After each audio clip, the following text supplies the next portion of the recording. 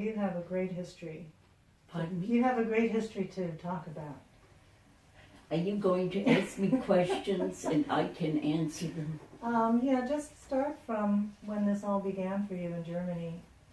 Well, of course, Yeah. I was a very lucky, happy little girl.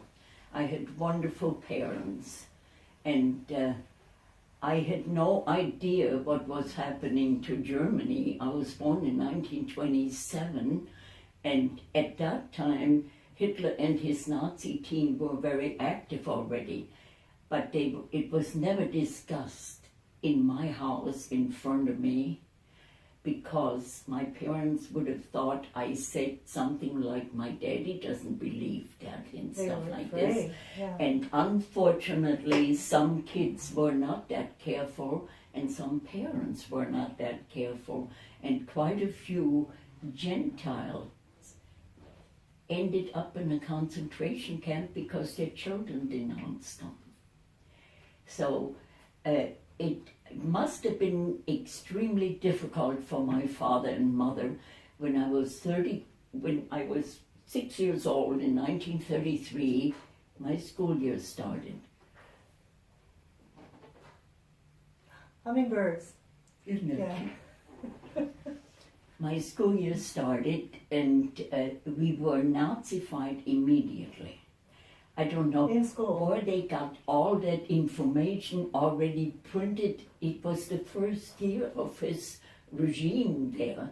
Hitler was made the chancellor in 1933, so I do not understand how they had all that material ready already when we came in first grade. But that's what happened to us. We were Nazified completely, and I would come home, and I was the only child at that time. I would come home and we would sit at the dinner table, and I would say, Hitler is wonderful. Hasn't Oh, he done so wonderful things for us? And your parents had to be My quiet. parents didn't even change their facial structure. My parents were so careful. My father changed subject matters. As soon as I started glorifying this, he said something that I thought was important, something entirely Can you different. remember that? I remembered all these things, and I didn't speak about any of my life for 58 years. It happened in 2003 here. You never talked about it before I that? couldn't, because it was so horrifying to me, this whole Nazi regime, that I wanted to forget about it. How did you start talking? Well, that's a very interesting way. This is my girlfriend, Laura. We were friends for 87 years. We were 3 years old when we met. And all through the Nazi time, all through the school times, we You were were friends. with each other. She died just a few months ago now. She died in June this year. And I will always miss her, but she came over here many, many years. Her husband, he was the head of the government printing office, so financially there was no problem. He let her come here every year. I guess David is here. I heard his Yeah. voice. So anyway, Hopefully we'll talk louder than that. so what happened, we had a habit of taking our sing book off the shelf when she was here. We both liked to sing all the time, and that sing book had folk songs and Nazi songs in it. And we never even, she came 10 years before we ever said anything at all about the Nazi time, because her parents were not Nazis either. My parents and her parents were very good friends, and our parents were very, very smart to not let. They were very quiet about it. Yeah. So anyway, it's 2003, we sit in our sunroom in Madeira, David on the other side of the sunroom always listened to us when we sang out of the book. And all of a sudden she started singing. I said, "What's the matter with you?" She said, "Read this." I read it and I said, "Oh no, that's what they did to us." Were you singing the song with those We were words? singing a Nazi And not song. realizing it. No, we did it for years and we didn't want to realize it.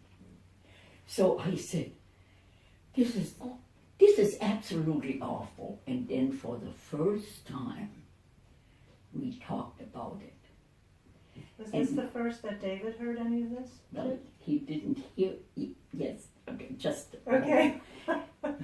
We actually talked for half an hour.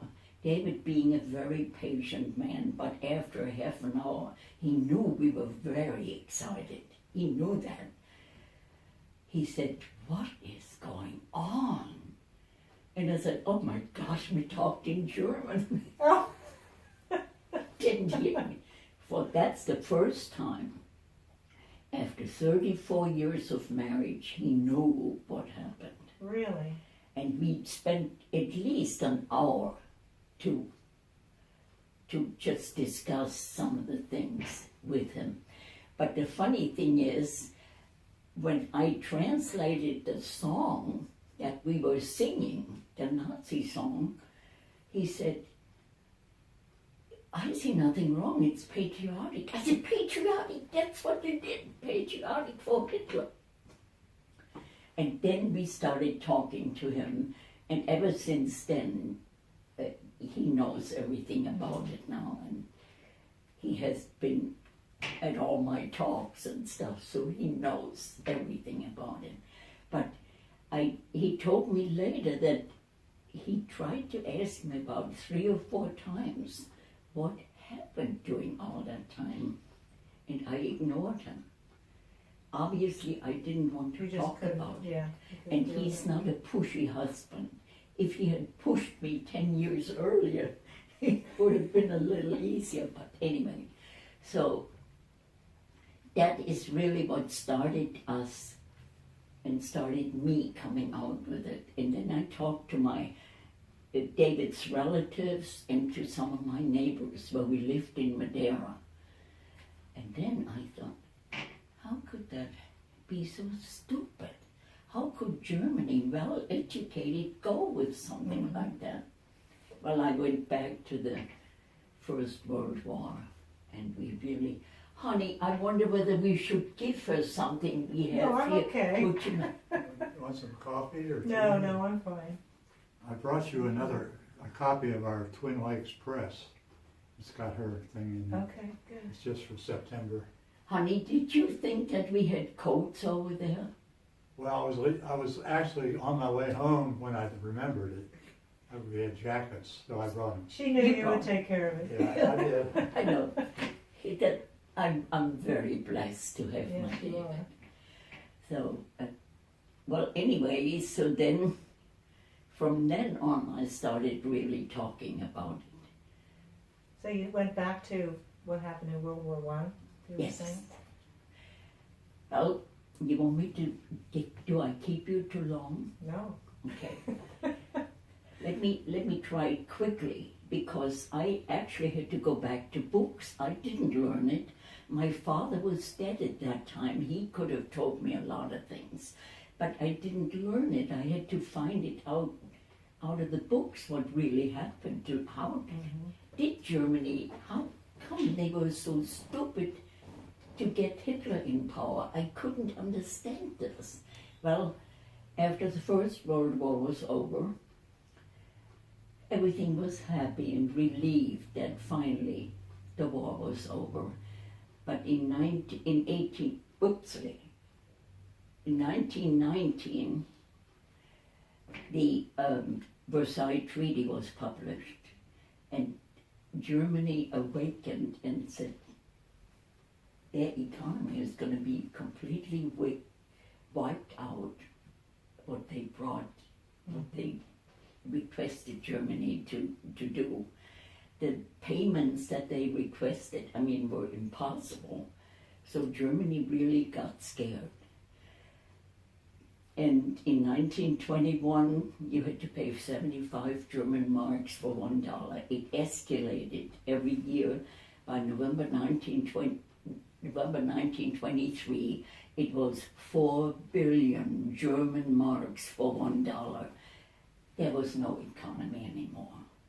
Now Hitler at that time, in 1920, he already joined a party, and it was the German Workers' Party, and he made it the Nazi Party, and he joined that party and surrounded himself, and they weren't quite as aggressive as they were at the end, or Just became more and more it was strict. more. But in 1923, Hitler and his Nazi pals held up a meeting in Munich. It's a political meeting of 3,000 people. And Hitler went into the meeting. He pushed himself into the meeting, jumped up on a table, shot a revolver to the ceiling to get attention, and was able to talk to them then. Nobody understood what was happening naturally. The revolver shot in him. So he got to talk, and they got really aggressive. In 1924, they put the Nazis in jail, and Hitler too. But he was sentenced to 5 years of prison. And after 9 months, they let him go. Why in the world did they not send him home to Austria? He was not even a German citizen. He was an Austrian. So they let him out, but during the 9 months, he dictated his book, Mein Kampf, which means my struggle, to one of his Nazi pals. And he comes out of the jail, and they get all very, very aggressive. And by 1927, when I was born, there were a lot of street fights and everything. And our President Hindenburg got really senile. He was 84 years old, and he was sick, and he didn't make proper decisions. But he appointed him to be the Chancellor of Germany in January of 1933. And that's how Hitler came in power. And of course, at that time, the whole country was in horrible shape. Hitler, I get you out of your misery. The only thing you have to do is go with me. That was one of his sayings. I give you work and bread and all that. Well, I was lucky in that respect that as soon as that book was published, my father got it. And he knew from the very beginning this man would be the downfall of Germany. Well, in 1933, little Sonja heard they had a torch march through the city of Nuremberg to honor him and honor Hitler. And I begged my parents. I wanted so much to go. All my friends were talking about this. And they did go with me. Really? I walked to see the torch march. And my father, while we were walking, he said, "This man will bring us nothing but problems." And I got scared. And I You was still holding remember that. that? You were 3. You were 3 years old. No, I was 6. Oh, you were 6 then, so you do remember that. And I got scared. And they told me how scared I was. So Mother said, "Oh, come on, Helmut. We'll vote him out if we don't like him." Well, of course, there was no voting anymore. But little Sonja was very happy.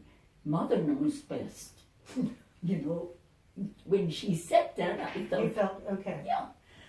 So that was the only time my father ever said anything against the Nazis or against Hitler. until I was 14 years old. I would come home and we would sing our folk songs at night after dinner, usually. And I said, Fadi, why don't you sing some of my songs? We didn't sing any folk songs in school. No.